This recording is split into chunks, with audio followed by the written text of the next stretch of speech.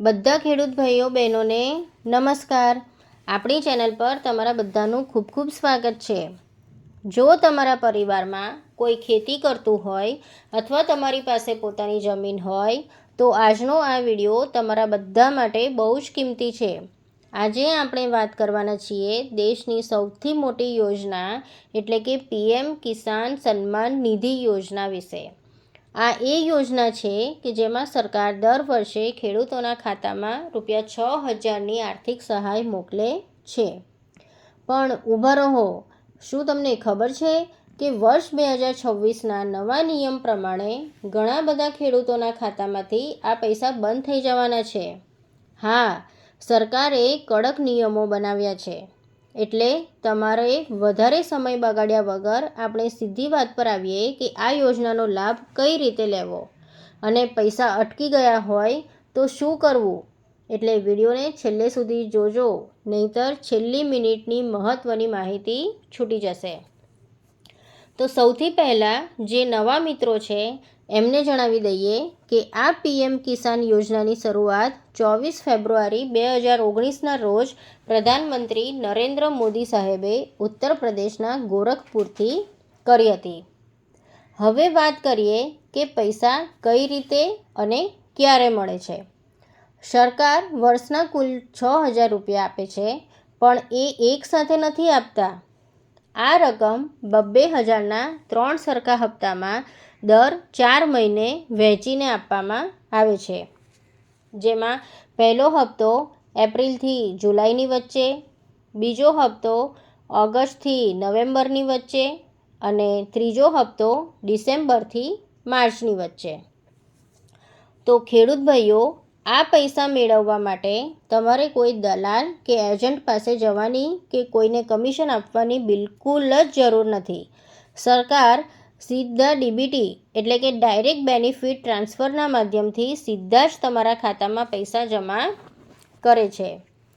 તો હવે બરાબર સમજી લેજો કે આ યોજનાનો લાભ કોને મળી શકે અને કોનું નામ લિસ્ટમાંથી કપાઈ જશે. લાયકાતની વાત કરીએ તો તમારી પાસે પોતાની ખેતીલાયક જમીન હોવી જોઈએ અને એ જમીન સરકારી રેકોર્ડમાં 1 ફેબ્રુઆરી 2019 પહેલાં તમારા નામે નોંધાયેલી હોવી જોઈએ. પણ હા, હવે સરકારે અમુક લોકોને આમાંથી બાકાત રાખ્યા છે. એટલે કે જો તમે ઇન્કમ ટેક્સ એટલે કે આવકવેરો ભરો છો અથવા ઘરમાં કોઈ સરકારી નોકરી કરે છે તો આ લાભ તમને નહીં મળે. આ ઉપરાંત ડૉક્ટર, એન્જિનિયર કે સંસ્થાકીય જમીન ધરાવતા લોકોને પણ આમાંથી નામ કાઢી નાખવામાં આવ્યું છે. અને સૌથી મોટી વાત, જો તમારું બેંક ખાતું તમારા આધાર કાર્ડ સાથે લિંક નહીં હોય અને તમે KYC પૂરું નહીં કર્યું હોય તો તમારો આવનારો હપ્તો પાક્કો અટકી જશે. તો મિત્રો, હવે આપણે જાણીશું નવું ફોર્મ ભરવાની સાચી રીત, જે હું તમને સ્ટેપ બાય સ્ટેપ બતાવીશ.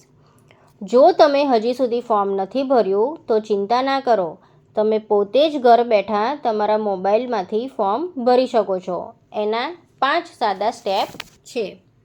સૌથી પહેલાં ગૂગલ પર જઈને pmkisan.gov.in વેબસાઇટ ખોલો અથવા તો PM કિસાન એપ્લિકેશન ડાઉનલોડ કરો. બીજું, ત્યાં હોમ પેજ પર જઈને ન્યૂ ફાર્મર રજિસ્ટ્રેશનનું બટન દબાવો.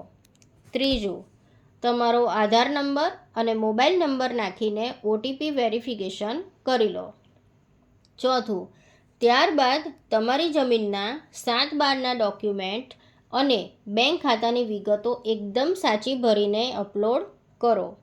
પાંચમું, ફોર્મ સબમિટ કર્યા પછી તમારા રાજ્યના કૃષિ વિભાગ દ્વારા તેની તપાસ થશે અને બધું સાચું હશે એટલે કે તમારો રજિસ્ટ્રેશન નંબર આવી જશે અને પૈસા પણ ચાલુ થઈ જશે. જો તમને મોબાઈલમાં ન ફાવે તો ડિજિટલ સેવા કેન્દ્ર અથવા ગ્રામ પંચાયતમાં તલાટી કે ગ્રામ સેવકની મદદ પણ તમે લઈ શકો છો. હવે ઘણા ખેડૂત ભાઈઓ પૂછે છે કે ભાઈ, અમારો હપ્તો આવ્યો છે કે નહીં એ અમને ખબર કેમ પડે? તો એના માટે પણ વેબસાઇટ પર જઈને બેનિફિશિયરી સ્ટેટસમાં તમારો મોબાઈલ નંબર કે રજિસ્ટ્રેશન નંબર નાખશો એટલે બધી જ વિગતો દેખાશે. આ ઉપરાંત તમે તમારા મોબાઈલમાં ઉમંગ એપ કે ડિજીલોકર ડાઉનલોડ કરીને પણ તમે સ્ટેટસ જોઈ શકો છો. છતાં પણ જો તમારું લિસ્ટમાં નામ હોય, બધું જ ઓકે હોય અને તોય પૈસા ન આવતા હોય તો મૂંઝાવાની જરૂર નથી. સરકારે ખેડૂતો માટે એક મફત હેલ્પલાઇન નંબર આપ્યો છે. તમારા ફોનમાંથી 155-261 અથવા 1811-55-26 ઉપર ફોન કરીને તમે સીધી ફરિયાદ કરી શકો છો અથવા તો માહિતી મેળવી શકો છો કે તમારા પૈસા કેમ અટક્યા છે. આ ફોન કરવાનો કોઈ ચાર્જ લાગતો નથી. તો ખેડૂત મિત્રો, આ હતી PM કિસાન યોજનાની એકદમ સાચી અને લેટેસ્ટ માહિતી. જો ફોર્મ ભરવાનું બાકી રહી ગયું હોય તો મોડું ના કરતા આજે જ અરજી કરી દેજો. જો તમને મારો આ અવાજ અને સાદી ભાષામાં આપેલી માહિતી ગમી હોય તો વિડીયોને એક લાઈક જરૂર કરજો અને તમારા ગામના ફેસબુક અને વોટ્સઅપ ગ્રુપમાં ખેડૂત ભાઈઓ સાથે શેર જરૂર કરજો, જેથી કોઈનો હપ્તો અટકે નહીં. અને હા, સાથે સાથે ચેનલને સબસ્ક્રાઈબ કરવાનું ભૂલતા નહીં. ફરી જ મળીશું આવા જ એક ઉપયોગી વિડીયો સાથે. ત્યાં સુધી જય જવાન, જય કિસાન, જય હિન્દ.